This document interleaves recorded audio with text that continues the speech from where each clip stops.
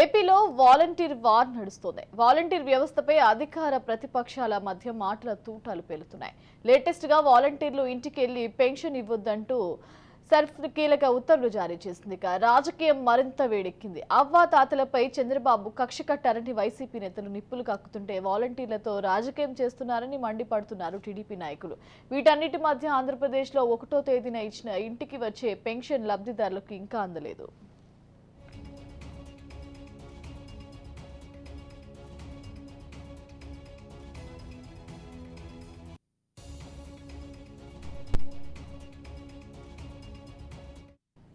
వాలంటీర్లు వైసీపీకి పనిచేస్తున్నారంటూ ఈసీకి ఫిర్యాదులు అందడంతో ఇకపై ఎలక్షన్ విధుల్లోనూ ప్రభుత్వ పథకాల పంపిణీను వాలంటీర్లు పాల్గొనొద్దంటూ ఆదేశాలు జారీ చేసింది ఈసీ. దీంతో 1వ తేదీనే అందాల్సిన పెన్షన్ 3వ పంపిణీ చేయనున్నారు.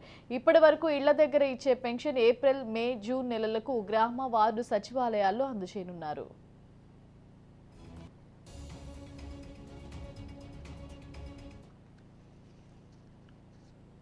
వాలంటీర్లు వైసీపీకి పనిచేస్తున్నారంటూ టీడీపీ నేతలు పెద్ద ఎత్తున ఈసీకి ఫిర్యాదు చేయడంతో వాలంటీర్లు ఎలక్షన్ విధుల్లో ప్రభుత్వ పథకాల పంపిణీలో పాల్గొనొద్దంటూ ఆదేశాలు జారీ చేసింది ఈసీ.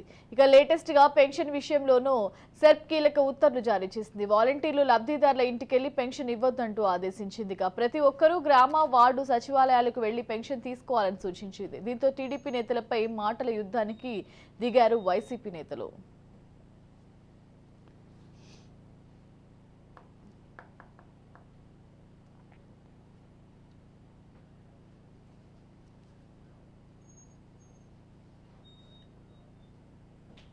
రైట్, ఓవరాల్ ఇదే అంశానికి సంబంధించి మరింత సమాచారం మా విశాఖ ప్రతినిధి శ్రీరామ్ అందిస్తారు. వాలంటీర్ల వ్యవహారం ఇప్పుడు రాజకీయ దుమారాన్ని రేపుతుంది. ఎన్నికల సందర్భంగా ఎటువంటి విధుల్లో కూడా వాలంటీర్లు పాల్గొనకూడదని ఎలక్షన్ కమిషన్ ఆదేశాలు జారీ చేసిన నేపథ్యంలో ఈ వ్యవహారం అధికార ప్రతిపక్ష పార్టీల మధ్య మాటల యుద్ధానికి తెరతీస్తుంది. గడిచిన 2-3 రోజుల నుంచి అయితే ఇది ఇరు పార్టీల మధ్య కూడా తీవ్ర స్థాయిలో వాద ప్రతివాదనలకు వేదిక అవుతుంది. ప్రధానంగా ఈ వాలంటీర్లు ఎటువంటి ప్రభుత్వపరమైన కార్యకలాపాల్లో కానీ ఇతర ఎటువంటి అధికారిక కార్యకలాపాల్లో కూడా పాల్గొనకూడదని ఇప్పటికే దీనికి సంబంధించి ఎన్నికల కమిషన్ అయితే ఆదేశాలు జారీ చేసింది. అయితే దీని కారణంగానే ఇప్పుడు పెన్షన్ ఇవ్వలేకపోతున్నారు అని అధికార వైసీపీ పార్టీ ప్రతిపక్ష టీడీపీ పార్టీ పైన విమర్శలు గుప్పిస్తోంది. అయితే కావాలనే రాజకీయ లబ్ధి కోసమే తమపైన దుష్ప్రచారం చేస్తున్నారని టీడీపీ కూడా దీన్ని తిప్పికొట్టే ప్రయత్నం చేస్తుంది. ఏది ఏమైనప్పటికీ కూడా ఈ వాలంటీర్లో పెన్షన్ ఆగిపోయిన వ్యవహారం పైన మాత్రం అధికార ప్రతిపక్ష పార్టీల మధ్య తీవ్ర వాదోపవాదాలు అయితే జరుగుతున్నాయి. దీనికి కారణం మీరంటే మీరని ఒకరిపైన ఒకరు నెట్టుకునే ప్రయత్నం చేస్తున్నారు. ప్రధానంగా దీనికి సంబంధించి ఏడాదిన్నర కాలంగా కూడా తీవ్ర స్థాయిలో రాష్ట్ర వ్యాప్తంగా కూడా చర్చనీయాంశం అవుతుంది. వాలంటీర్ల వ్యవస్థ వల్ల చాలా ఇబ్బందులు ఉన్నాయని అటు జనసేన పార్టీ అధినేతతో పాటుగా టీడీపీ నేతలు కూడా పలు సందర్భాల్లో చెప్తూ వచ్చారు.